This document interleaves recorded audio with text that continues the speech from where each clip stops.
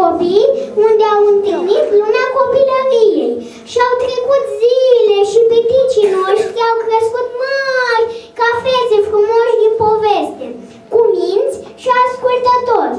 Au învățat încet, încet cum să se poarte, cum să vorbească, cum să mănânce și câte altele nu au mai învățat.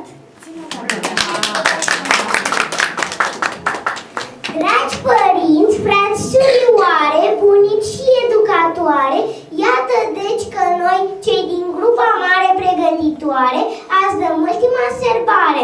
În această grădiniță, plină de jocuri și jucării, 3 ani la rând împreună am învățat, 3 ani la rând împreună ne-am jucat. Și chiar dacă uneori ne-am mai certat, multe, noi aici am învățat. Îmbrăcați festiv frumos, rămas bun vă prezentăm. Azi cu lacrimi în ochi și sufletul duios, adio grădiniță, spre școală ne îndreptăm. Ieri vă știam, dragul iubite grădinițe, era micuș și fragil buchet de romanițe. Cu rouă în ochii limpezi ne despărțam de mama, dar iubitoare, blândă, când nici o luat seamă, educatoarea noastră cu ochii plini de soare. Prima zi de grădiniță îmi vine în minte. Au trecut 4 ani de atunci. Mă țineam de mami cu îndârjire, nu voiam să mă despart de ea. Grădinița cu ferestre înalte și cu gard de fier mă speria. A ieșit în prag educatoarea și mi-a spus cu glas surzător: hai copile să intrăm în clasă. M-am desprins de mami încetișor și am urmat-o ca pe o zână bună, răsărind din cartea de povești. Datorită ei sunt înțeleaptă, știu acum să cânt, să povestesc.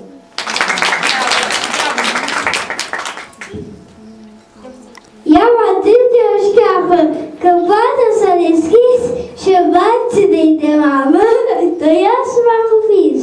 Cu sâmbăi ca și din an, ne deu mârfonia că mă făcea atâtea sau că de mii povesteam.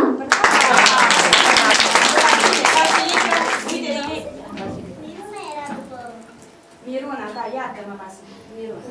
Bravo, Denisa. Când aveam 3 anisori, mi-a pus mama în mână flori și mi-a spus: dragă fetiță, azi plecăm la grădiniță. Bucurie eram la început, printre grupe am trecut și acum plecăm la școală și a deschis prima petală. Vasile. Parcă ieri mă duse mama de mână la grădiniță. Vremea trecea așa de iute, ei nu știu cum îi splăvim. Bine era când ne jucam și nicio grijă nu aveam. Dar iată, ziua a sosit. Până spre școală am pornit. Sunt și eu un băiețel cu năsuc, cu un mitite. Îmi place la grădiniță că sunt băieți și sunt fetițe. Nu aveam timp să ne gândim că acasă vrem să fim. Și aici suntem acasă, avem curte, avem clasă. Iar în clasă învățăm, ne jucăm, mai desenăm și tot timpul noi cântăm.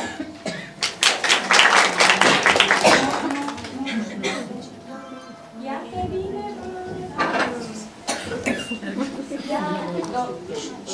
iată bine vara.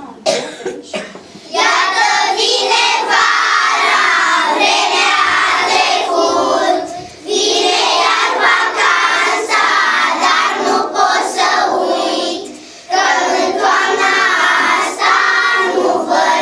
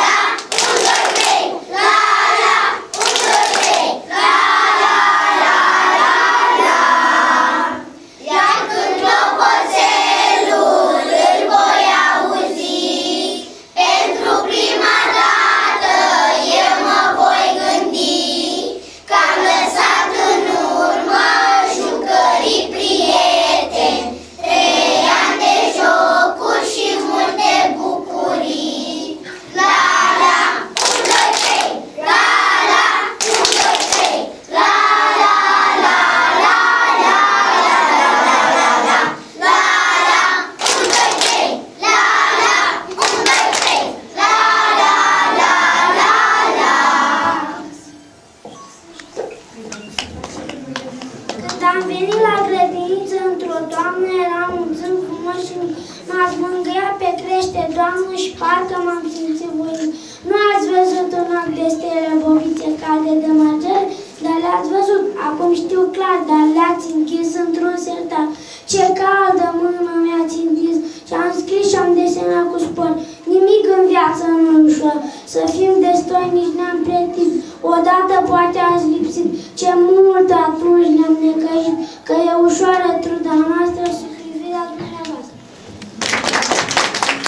A venit și rândul meu să vă povestesc nu-i greu. Câte minte acum, inima întins să vă spun. Am venit de 3 ani buni, într-o caldă zi de luni, și într-una suspinam și de mama mă agățam. Curând aici mi-a plăcut, prieteni mulți mi-am făcut, așa că nimeni nu ne trece, fie că calce crede. Aflăm povești și întâmplări, descoperim prin căutări totul ce ne conjoară, ce anotit peste afară. Și în dulapuri ferecate sunt toate poze îmbuiate. Le aduna ca pe mărgele, iar noi am învățat din ele. Nu mă bucur că de acum nu voi mai veni pe aici, dar vă las ca amintire anișorii mei cei mici. Pe doamne educatoare, eu o rog ca să mă ierte, dacă în anii de grădiniță am făcut-o să mă cert. Mulțumim, necunoștință, îi aducem cuprinos, că ne-a dat învățătura ce ne va fi de folos.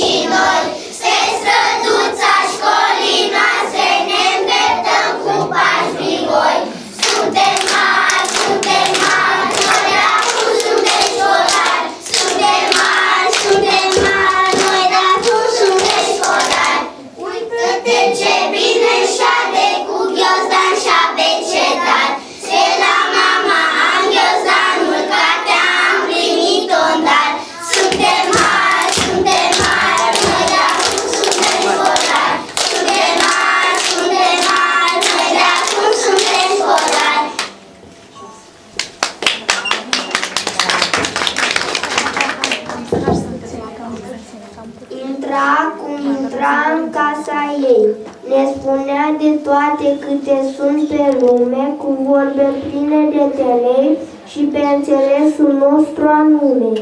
Ne întâmpina în clasă, tot cu brațele deschise și întotdeauna cu mult drag ne împletea povești și vise. Ne-a supravegheat în toate, ca și razele de soare, cu căldura negrijă. Ne iubea, ne dojenea ca să creștem sănătoși, să fim cuminți și frumoși. Ne arăta și învăța să știm, sănătatea cum să ne o păzim. Frumos în carte să colorăm, cu multă grijă să și desenăm. Câte da și poezie, fiecare ca să știe, ca și socotitul lucru mare, acum știe fiecare. Eu cu poezie învață, ca o mamă grijulie, vorba ei n-a fost povață, izvorul de bucurie. Și pe caietul liniat am scris ce doamna mi-a învățat, iar eu la școală voi putea să fiu chiar prima, asta aș vrea. Rămas bun, doamnă, tu rămâi, eu plec la toamnă în clasa 1, dar de grădiniță noi uita, e aici un strop din viața mea. Și în orice dimineață trăia necontenit, cu caldă bunătate ne-a dat ce-am propătit. La orice întrebare pe care o adresam, găsăm la răspunsul pe care l-așteptam.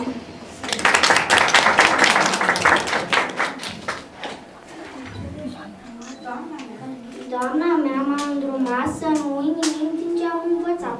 De acum voi trece în altă clasă cu bănci mai mari pentru școlari.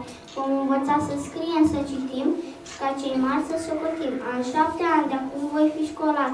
Altă viață începe pentru mine, cu cărți, caiete și abecedar, toate de învățătură pentru mine. Începând din toamna asta, o să devin școlăriță. Este ultima serbare ce o am la grădiniță. M-a rămas grădibită, dragă educatoare. De plecare s-a gătit azi grupa pregătitoare. Vă promitem că de acum vom fi harnici scriitori, lecțiile le vom scrie fără ajutor. Am 7 ani de acum, sunt mare, în pragul școlii mă găsesc.